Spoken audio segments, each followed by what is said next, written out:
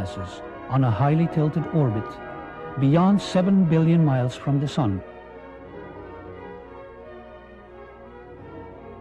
In the past 2 decades, astronomers have joined the search to look for one more planet in our own solar system. They designate such a planet Planet X, meaning both unknown and 10th.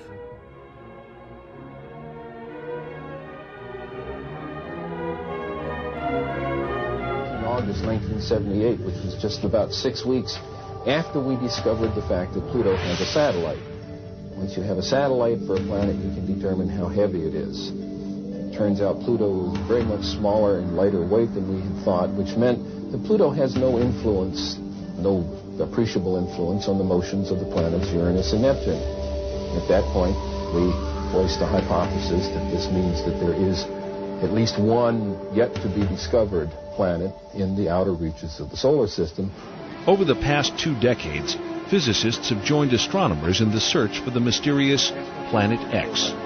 Now, one of the things we did in 1978, having made this prediction that there was an additional planet, 10th or 12th, depending on your point of view, we sort of put our money where our mouth was, as it were, and we went out and we started looking for this thing. We've been able to refine the search area somewhat, get it rather narrowed down. We do our predictions based on the observed anomalies in Uranus and Neptune. We actually are currently looking down in the region of Centaurus, which is just south of the constellation Libra. But if it is in the kind of orbit that we describe here, it would have to be a planet that would have a mass something like 3 to 5 times the mass of the Earth. This would put it intermediate between the gaseous planets like Uranus and Neptune and the terrestrial planets that we have in the inner part of the solar system. So if this planet turns out to be in a 3,600-year orbit, then its mass will be correspondingly larger. This one here is a map of the solar system as we know it. The inner planets, this is the orbit of planet Pluto. And this here is the orbit that I have proposed for the 10th planet. And here's where we think it is right about now in its orbit. If Planet X exists, we are not alone. However, today on this video is that just recently, news reports have come out that there may be a massive super-Earth type planet orbiting outside our solar system that we don't know about. And this is confirmed, and I'll put the links in the video description so you guys can check it out. So here's what we found. Dwarf planet discovery hints at a super-Earth in our solar system. Astronomers have increased the size of the observable solar system after spotting a 450-kilometer wide object orbiting the Sun. The lump of ice and rock circles the Sun at a greater distance than any known object. If its size is confirmed, it could qualify as a dwarf planet in the same category as Pluto. Researchers said that the discovery proves the existence of the inner Oort cloud, a region of icy bodies that lies far beyond the orbit of Neptune. And let's remember that Neptune is the most remote planet in our solar system. Until a proper name is decided upon, the body is known only as 2012 VP113. According to the science journal Nature, the team that discovered it called it VP for short, or Biden, after U.S. Vice President Joe Biden. Its pink tinge comes from the radiation damage that alters the makeup of frozen water, methane, and carbon dioxide on the surface. Though exciting in its own right, the discovery raises more tantalizing prospect for many astronomers that a super-Earth, up to 10 times the mass of our planet, orbits the Sun at such a great distance that has never been seen. Astronomers found 2012 VP113 by taking snapshots of the night sky an hour or so apart with an instrument called the Dark Energy Camera on the U.S. National Optical Astronomy Observation Telescope in Chile. When they turned the images into a time-lapse movie of the sky, they could see the new body moving against the background of stationary stars. This object has the most distant orbit known, Scott Shepard at the Carnegie Institution of Washington told The Guardian. It extends the known boundary of the observable solar system. The object's orbit brings it as close as 12 billion kilometers from the Sun and swings out as far as 67 billion kilometers. There are comets that come from even farther out, but they pass much closer to our home planet. The solar system has three distinct regions. Closest to the sun are the rocky planets such as Venus, Earth, and Mars. Farther out are the gas giants such as Saturn and Jupiter. More distant still, beyond the orbit of Neptune, is a band of icy objects called the Kuiper Belt. In 2003, astronomers found an object beyond the Kuiper Belt, which they called Sedna. For more than a decade, the object was a loner, an anomaly in the solar system. But the new body, 2012 VP-113, lurks in the same no-man's land of space, leading astronomers to believe that there could be thousands of similar bodies waiting to be discovered there. People wondered if Sedna was unique, and 10 years on, we have at last found another object that shows it is not. There is probably a large population of objects out there. The latest work has already thrown up an intriguing possibility. The angle of the body's orbit and that of Sedna's are strikingly similar, an effect most likely caused by a gravitational tug of another unseen body. One possibility is a super-Earth that traces so large an orbit around the Sun that it has never been seen. If you took a super-Earth and put it a few hundred astronomical units out, the gravity could shepherd Sedna and this new object into the orbits they have. An astronomical unit is around 150 million kilometers, or the mean distance from the Earth to the Sun. Earlier this month, NASA's Wide Field Infrared Survey Explorer, or WISE, reported the results from its search. Okay guys, this is Frank, and I'm doing an update on the Black Star object, fiery messenger, or second sun, whatever you want to call it. Today is June 22nd, 2014. And the reason why I'm doing this update is because there is quite some confusion about the current lull period on the planet. There's not so much seismic activity as we had in April or May and March. And I wanted to get the picture clear myself, so this is why I'm doing the update. And I think I know the reason why this is happening, and I'll show that to you. This is an article that I wrote in January this year. It's about the fiery messenger, that's what I prefer to call it. And if I go down, you can see how I started the investigation. It started when I did some research on earthquakes, and I noticed that between 1700 and 1952, there were only 3 magnitude 9 earthquakes, and they all occurred with Uranus in approximately the same area in the sky. And I thought this is not a coincidence, and so I dug into that a little, and then I went into the history of Planet X, which goes back all the way to the 19th century. You can read it all here. This is the entire history.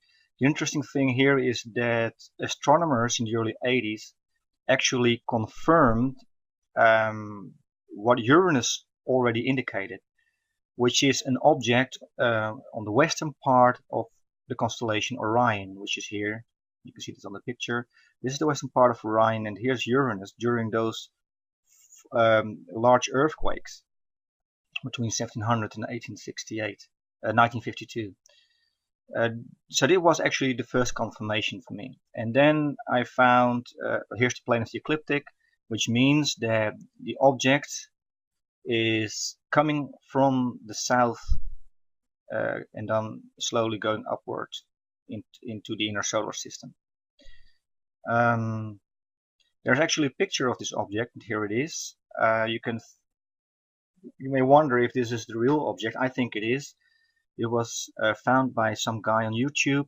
He has the coordinates on the western part of Orion, and Google Sky. This picture was taken between 2000 and 2005, and Google Sky at the same coordinates is showing something completely different. It has masked the object completely, and I zoomed in, and I had some difficulty doing that. But if you don't zoom in and you just get your coordinates, you just see this as background stars or whatever.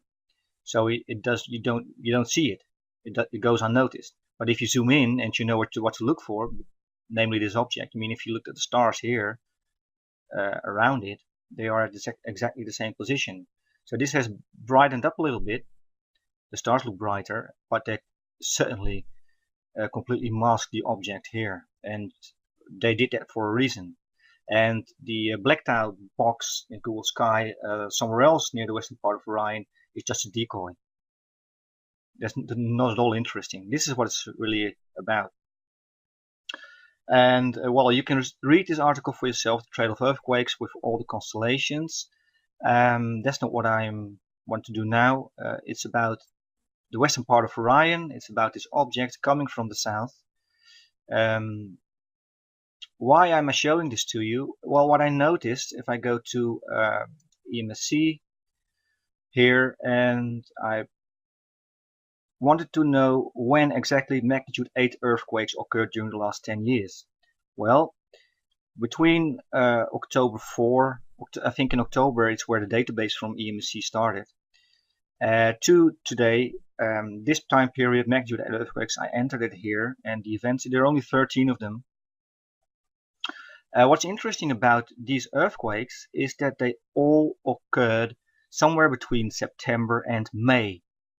You don't see any of these earthquakes during the months June, July, and August, and there must be a reason for it. There has to be. So I wanted to find out if that also fits the the theory, or well, the pieces of the puzzle that I had so far that you can read here in this article. And in order to find that out, we have to go to Solar System Scope, and there it is. This is today, and let's see. What I want to do here is I want to line up the Sun with Orion. Orion. That's here. This is Orion. Here you can see it. This is the constellation Orion, and I want to line that up here. So like this. So the Sun is actually in the middle of Orion, like that. This here is the western part of Orion. Now, why is that interesting?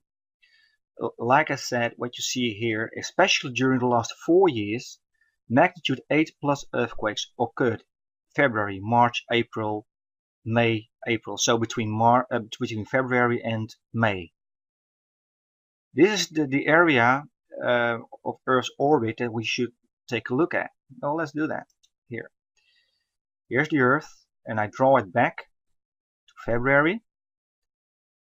Here, this is the beginning of February.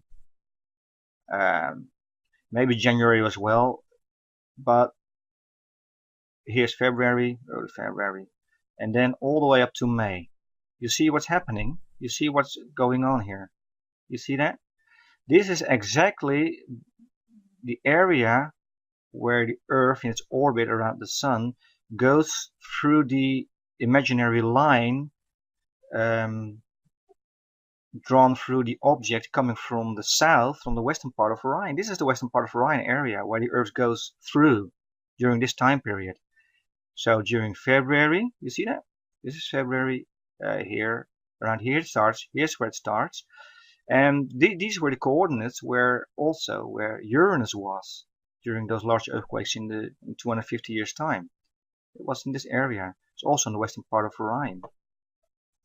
Can I get Earth? Yes, here it is. So, and this year in April, that's where it started. This was the highlight of activity around this area here. And if we look at this here from this side, you see that this is seen from the opposite side with the Earth in the Virgo constellation. There's Saturn there in Libra constellation. I don't think Saturn deserves to be followed any longer, because I don't think that Saturn is a catalyst anymore.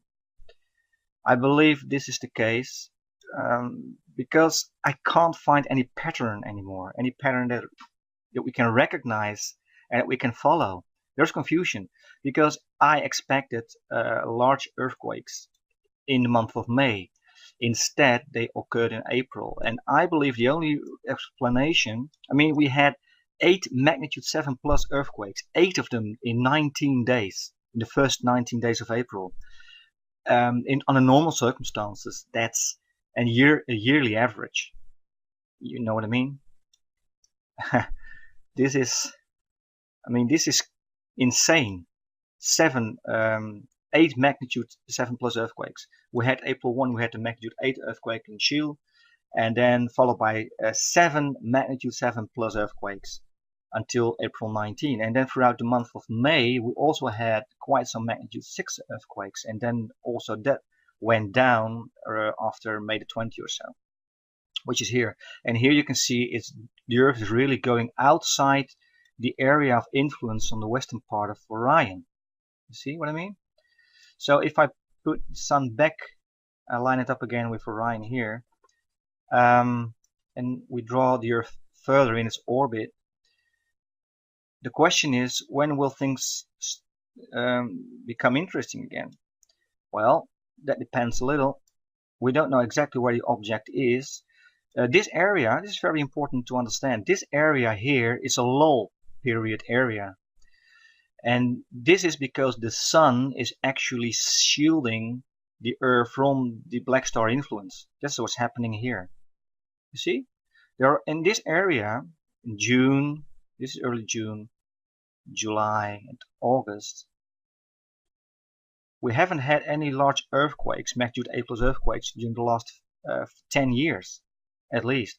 And if you go further back in time, the largest earthquakes, starting in 1900 anyway, also did not occur during this time period here, June, July, August. They never did. It was January, or it was May, or it was March, or it was December, but never in this area.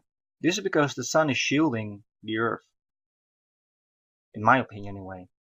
So then when the Earth comes around, and then things become interesting again. So here it starts again. So early September, half September, in that area somewhere there.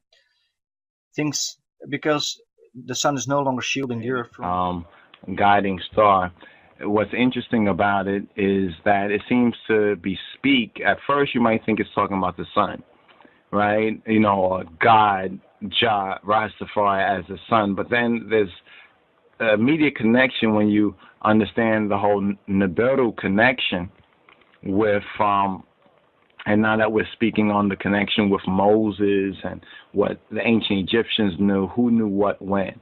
You know what I'm saying? It's obvious that the ancient Egyptians preserved a more ancient record that came out of Ethiopia. You understand? Now this record also was communicated to the Midianites. We have that Hebrews in ancient Egypt, which were a particular religious denomination. Now in ancient Egypt, like in this society, we all communicate out of certain similar symbols, you know, how symbols are used. Now, how they're interpreted in different religious orders, it differs. Now, what we have right here in ancient Egypt, we can see this whole idea, like even right here, this idea of a birth within this orb right here. You understand, this new birth, right?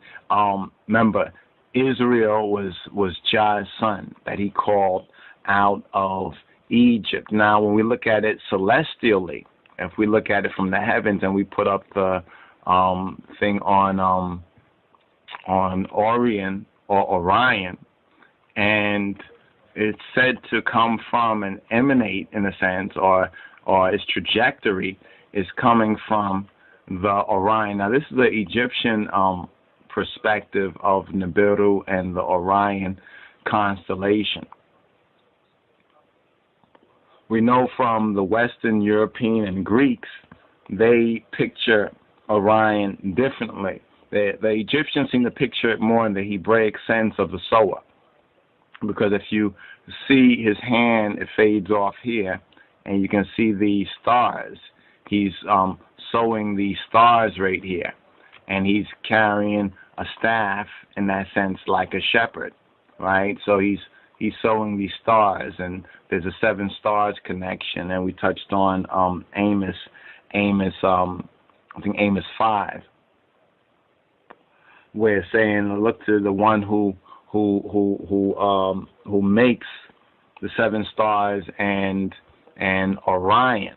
Now, there's one particular planet that's of particular interest, and that is called, some say, the 10th planet.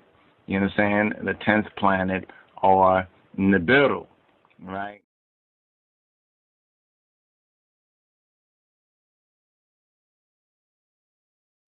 You to vote on the news, and here's the winner. There's a huge, hidden, heavenly body right here in our solar system. Evidence is mounting that either a brown dwarf star or a gas giant planet is lurking at the outermost reaches of our solar system, far beyond the planet Pluto. According to the British newspaper The Independent, the object is 4 times the size of Jupiter. Experts say the presence of such a massive object could explain why a barrage of comets has been coming from that direction.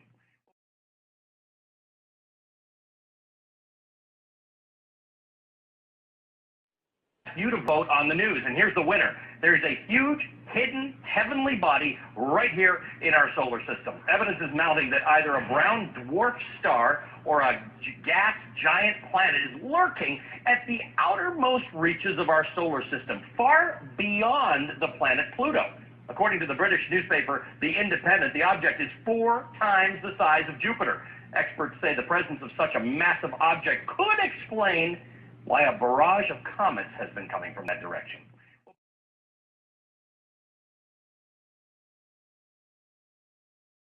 Whether that orbits the sun, whether it's an asteroid or a comet or Earth or Jupiter, they have a aphelion position on the far end where the object is moving its minimum velocity, and a perihelion position where the object is nearest the sun and moving at maximum velocity. Okay, so if this object truly did reach perihelion and is now on the outbound, you see it's moving now back to the location, moving through Leo and Virgo, Libra. You see now it's getting ready to go into the quadrant of space that includes Scorpio and Sagittarius. It's possible, since we're dealing with an anomalous object, is the reason that I'm considering this. It makes no sense to me how the object could be increasing in velocity. In other words, instead of 188 days, now we're beyond 204 days.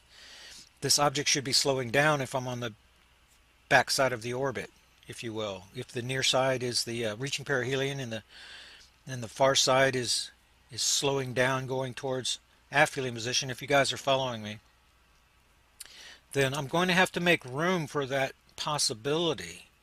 Even though the data doesn't appear to point that way, it's possible. A researcher sometimes gathers enough evidence and then draws a conclusion too early and then shapes everything to fit that. You know, that duck that walks like a duck and sounds like a duck and sounds more and more like a duck if you slant the data that way. And am I guilty of that? I'm not sure yet, but I want to keep an open mind. And I think you guys will find the questions that you will get into scripture some, and he's asking about survival group sizes and things like that. And he asked me about Gil Broussard, and his work mirrors that of the Harrington model, and he's the planet 7X guy. So it's possible. I'm going to have to give their work. I've been looking at it as disinformation, like I said, and so I'm going to leave that door open. I'm going to leave that folder open and see if the data doesn't point that way. That would explain some things that are inconsistent in my current modeling, actually. So the black star and the sandbox type program model. See, when you look at this video right here, then a question came in from Kale. And he's going to be looking at the sandbox model. That's where you look at a picture of the inner solar system, and then using that model, it's going to predict how the objects inside the inner solar system are going to react to a heavy mass object that comes in. Problem is that the gravity well shape of the sun, the Earth, Jupiter, they're all the same. They're just larger and smaller. But the Earth, Jupiter, and Saturn, the Sun, are made up of regular molecules that are filled with air, like balsa wood, in comparison to the black star that all the subatomic particles are compressed together. So you're going to get I use the example of putting a bowling ball in the middle of your king-size bed. That gives you the shape of the gravity wells, and it's one way to look at gravity well. It's actually 3 dimensions. Okay, but with a black star type object where all the objects are compressed together, then you're going to take a pool stick and put it in the center of your bed and then put your car on top of it. It's going to push the well way, way, way, way down. And microlensing is going to be perfected, and that's one of the reasons that you can't see it. Along with the perspiration, release of subatomic particles, like every star does, releases its outer skin, then it causes it to perspire and then become cold. Remember that the visible spectrum is the electromagnetic spectrum. I mean, light and radio waves and X-rays, all of these are electromagnetic waves. The electromagnetic spectrum is represented by taking your arms and putting them out as far as you can, and then the visible spectrum is about 3 inches in front of your nose. So there's plenty of space there. There's plenty of room for objects that we just can't see. And this object that I'm tracking is one of those objects. It's definitely not a planet. It is definitely a star-like object. And but whenever you bring in experts, pardon me, when you bring in experts, they always have a model to explain what's going on. As for example, the magnetic pole migration that's going on right now. Then there's a model.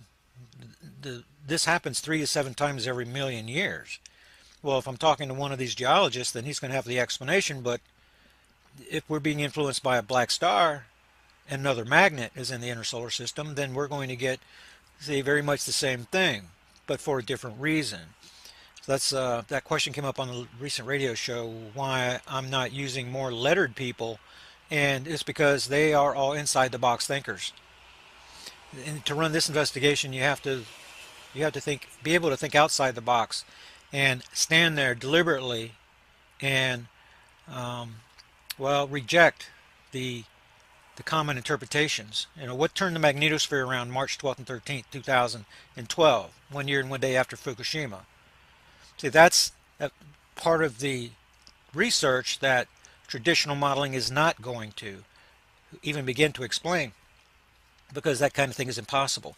There's a story here on the list of train wrecks and derailments since April of 2013. Now, this is a little bit stunning that there's been this many train wrecks around the world, and trains colliding, being derailed. There's a lot of information there, and there seems to be a pattern with the earth changes that are going on. So whenever I looked over all the data for this week, then the Earth is still responding to our backsliding alignment, shortening of the magnetic portal connection, heating up, but it is cooling off now. These stories of the magma chambers outgassing, these stories, pardon me, I'm having difficulty. These stories are diminishing now, although they are still happening. Just because we're in an earth change lull period does not mean the earth changes go away. That means that they decrease in frequency and intensity, right? Well, look at this value. This is a very important number right here. This is the 2.5 to 4 magnitude quakes. These numbers represent, this is the highest number, right, that has the caldera bulging and contracting values inside. We went from 225 to 312. That's the second highest number of the year, just recently. Now we're down to 178. What's going on? You see, you have a lot of movement here related to the volcanism that's still going on. But now, as things subside, this value is going to get down to about 140, but it's going to bounce up and down, up and down, up and down. And but wind up. See, next week I would expect to see maybe 240, 250, bouncing back up, but not as high as this number. Then this number, then these guys are going to bounce and go down, down, down until we get about to 140, 150 on February the 1st. That's what I'm expecting. So the indicators are pointing to the fact that we are definitely in the Earth change low period. You notice there's no reports of solar flares and things like that. We get that at the alignments. So I'm expecting to see the solar flare activity to heighten in May of 2014. That was March, and that was September in 2011, and that's all moving around to the left with my object. That's moving around left in the orbit diagram. So yes, we're seeing evidence of shakers in diverse places. You know, in Connecticut, they're getting small tremors and things like that. Earth is finding equilibrium. That's what's happening. That for every action, there's a There's an equal and opposite reaction. The Earth is reacting to what just happened with the uptick, but now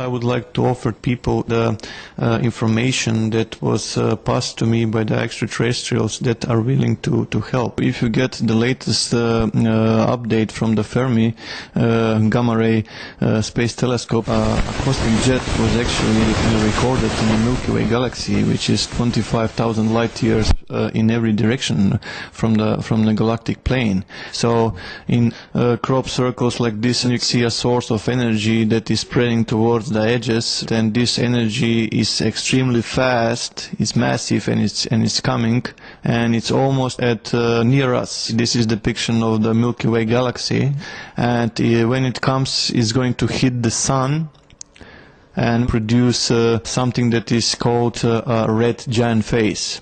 This wave of energy is a few million degrees Celsius and is highly magnetic. And the surface of the sun is only 6,000 degrees Celsius. If something that is millions of degrees Celsius touches a surface of a plasma that is only 6,000 degrees Celsius, it will be enough for the star to spend all its fuel and to move from its main sequence into what is known as red giant phase, like in this crop circle. The Sun radiates heat by converting hydrogen within its core into helium in a process known as nuclear fusion. The Sun's characteristics are just right for enabling life on Earth to flourish and be sustained. Once the hydrogen at the Sun's core becomes depleted, a process that normally takes 5 billion years, the core begins to contract. The star then collapses and releases gravitational energy into its surrounding outer layer, causing it to expand and transforming it into a red giant. When the red giant phase ends, the Sun will become a smaller, cooler star which is known as a white dwarf. Mr. Andov has determined from analyzing the crop circles that after the energy wave arrives, the Sun's white dwarf phase will be reached within months. This is the close-up of the crop circle that was delivered and the red giant phase.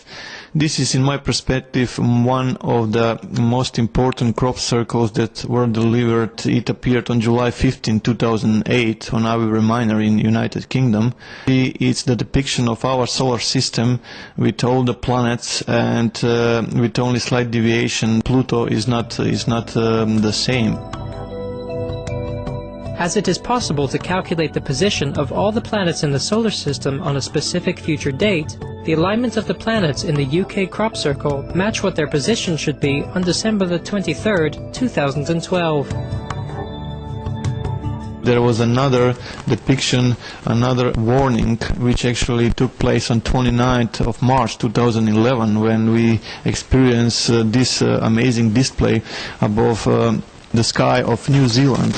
When people started to analyze those stars, they were matching exactly the same, December 23, 2012. This crop circle, the dragonfly is symbolizing the extreme changes, and the phoenix, which is extremely important, is a mythological bird that lives a very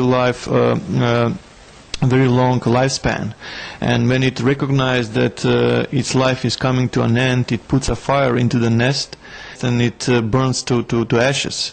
From those ashes, a new small phoenix is reborn. That's a symbol that the Sun is going to be reborn soon. So it's all a symbolic depiction. So red giant phase, is it scientifically possible?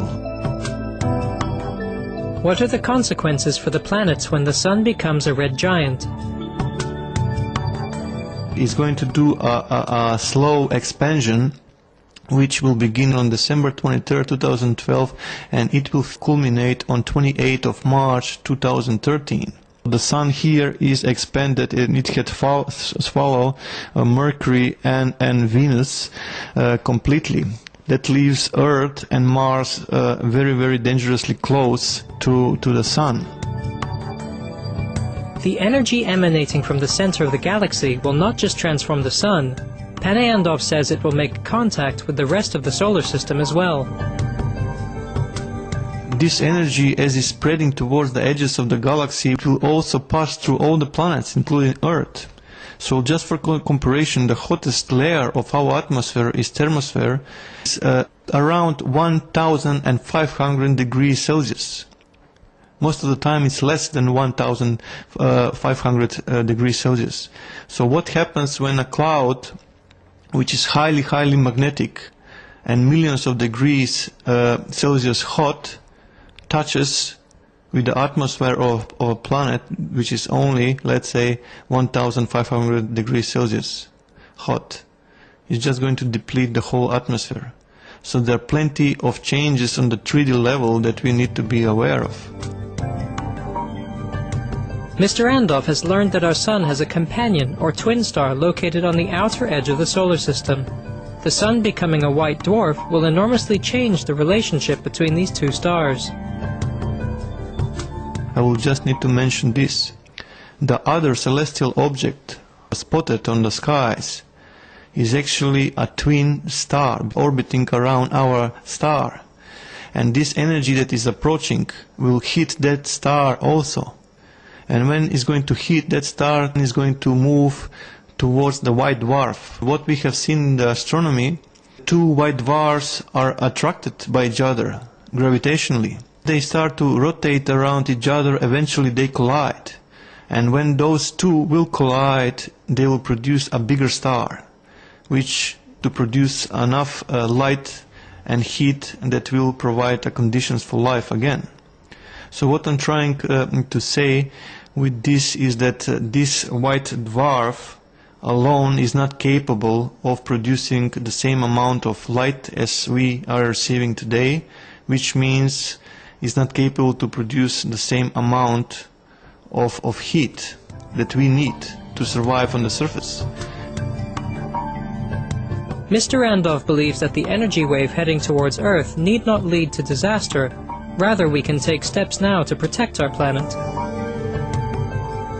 But this energy that is approaching can be shielded, and the crop circles are leading us towards the conclusion and to the answer how we can do this. The data that arrived through the crop circles, plenty of information was about the fractal geometry, and people realized that they are referring to fractals. But in reality, they are referring that this universe we live in is a fractal universe, and we can influence it.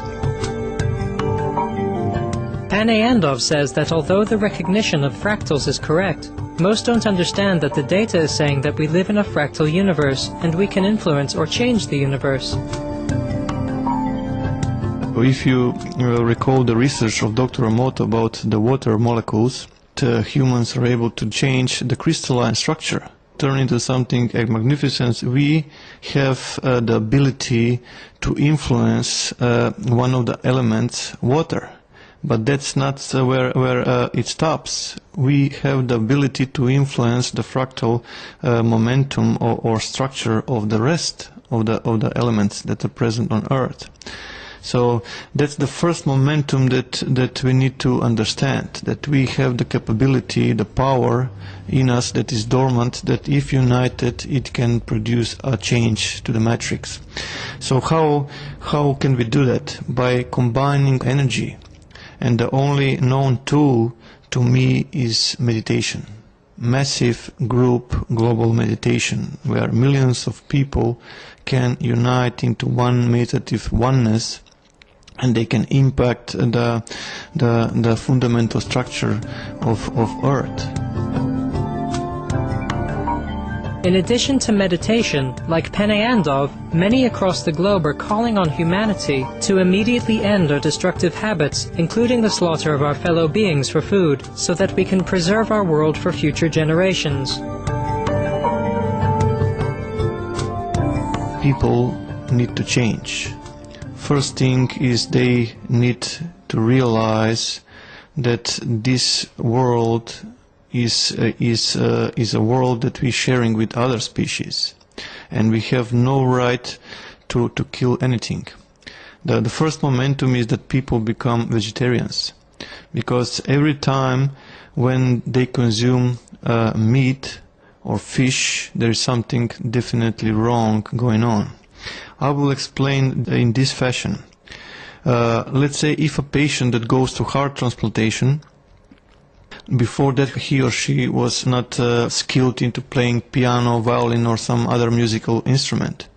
And after that heart transplantation and the patient had recovered, that same patient start to express fundamental skills and ability to play piano or violin, which was impossible in the past.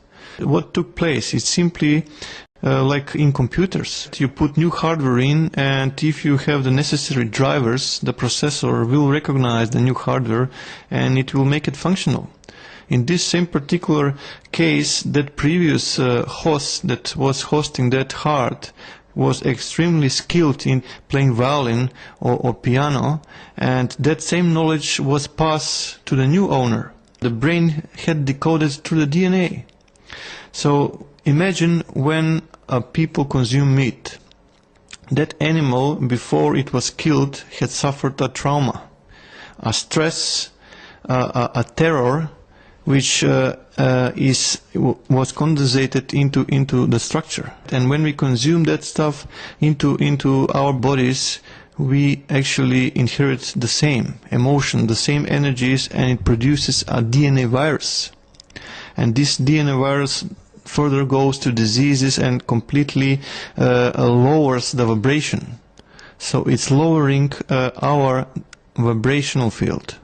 And without a proper vibrational field, we cannot tune into this meditative oneness that we are talking about. And what is more, even important, that we don't need to kill animals or fish, because we are light beings and we can exist on vegetables, even on prana, if some people go towards that path. Thank you, Pene Andov, for sharing with us the valuable knowledge you have gathered from extraterrestrial sources regarding our universe. Your message of hope, which asks humanity to quickly embrace vegetarianism and practice group meditation to safeguard our wonderful planetary home, is a beautiful one.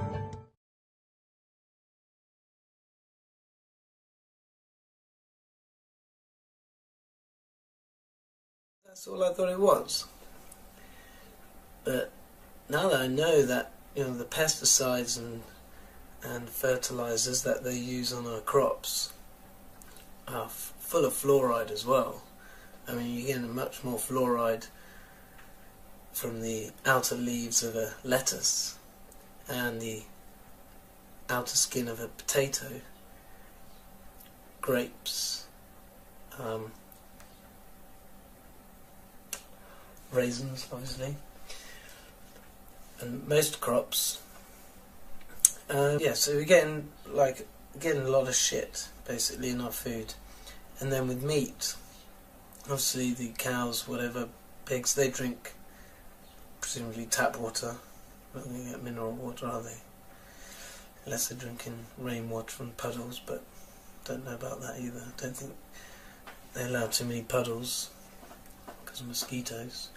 So they're drinking tap water. They're also getting shed loads of antibiotics. Oh yeah, my point was about the organic versus, yes. So I didn't realise that the organic was quite so different, so that if they haven't used fertilisers and pesticides, then this food, and if they've watered it, well, I suppose they might have to water it, but generally maybe just the rain waters it. So then, yeah, then you are getting good food. And this one makes sense to me, because I always knew that, well, I always felt that they don't want to kill everyone on the planet. They want to keep the in crowd. So it probably is other human beings that have done this, that are doing this. And they've just had knowledge for a long time. And so they want to keep some, obviously. And all this stuff with the Illuminati and Illuminati signs keep those people in the know. So organic was probably something for them. We're going organic now, which means the rest of the food is going to be dodgy. Well, I advise anyone with their food to take off the outer layers, because I think the worst bit is the pesticides. There's a lot of fluoride there, a lot of fluoride compounds, and some of these are the worst, So take off the outer leaves, peel them heavily, because you can't wash it off, it's too sticky. To note, however, today on this video is that just recently, news reports have come out that there may be a massive super-Earth type planet orbiting outside our solar system that we don't know about. And this is confirmed, and I'll put the links in the video description so you guys can check it out. So here's what we found. Dwarf planet discovery hints at a super-Earth in our solar system. Astronomers have increased the size of the observable solar system after spotting a 450-kilometer wide object orbiting the Sun. The lump of ice and rock circles the Sun at a greater distance than any known object. If its size is confirmed, it could qualify as a dwarf planet in the same category as Pluto. Researchers said that the discovery proves the existence of the inner Oort cloud, a region of icy bodies that lies far beyond the orbit of Neptune. And let's remember that Neptune is the most remote planet in our solar system. Until a proper name is decided upon, the body is known only as 2012 VP113.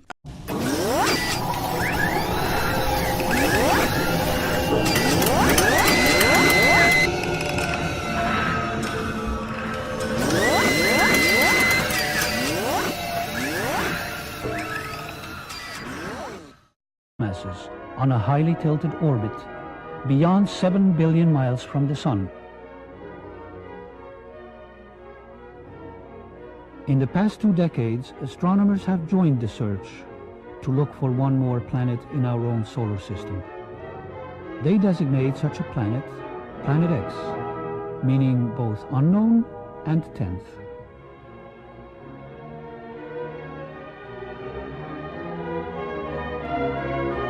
In August 1978, which was just about 6 weeks after we discovered the fact that Pluto has a satellite.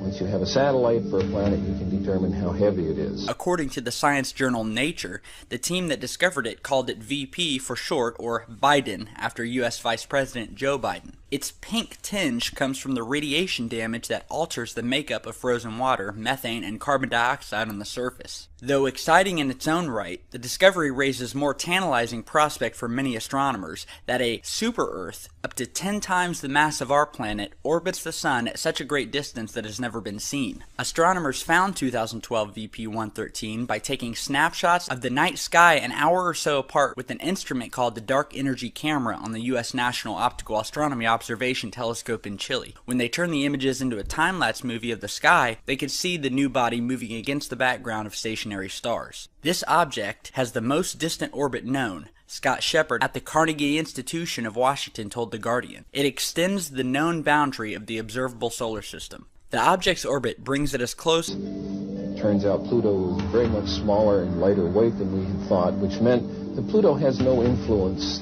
no appreciable influence on the motions of the planets Uranus and Neptune.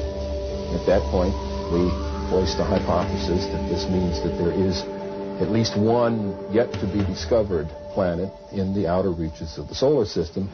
Over the past 2 decades, physicists have joined astronomers in the search for the mysterious Planet X. Now, one of the things we did in 1978, having made this prediction that there was an additional planet, 10th or 12th, depending on your point of view, we sort of put our money where our mouth was, as it were, and we went out and we started looking for this thing. We've been able to refine the search area somewhat, get it rather narrowed down. We do our predictions based on the observed anomalies in Uranus and Neptune. We actually are currently looking down in the region of Centaurus, which is just south of the constellation Libra. But if it is in the kind of orbit that we describe here, it would have to be a planet that would have a mass something like 3 to 5 times the mass of the Earth. This would put it intermediate between the gaseous planets like Uranus and Neptune and the terrestrial planets that we have in the inner part of the solar system. So if this planet turns out to be in a 3,600-year orbit, then its mass will be correspondingly larger. This one here is a map of the solar system as we know it. The inner planets, this is the orbit of planet Pluto. And this here is the orbit that I have proposed for the 10th planet. And here's where we think it is right about now in its orbit. If Planet X exists, we are not alone.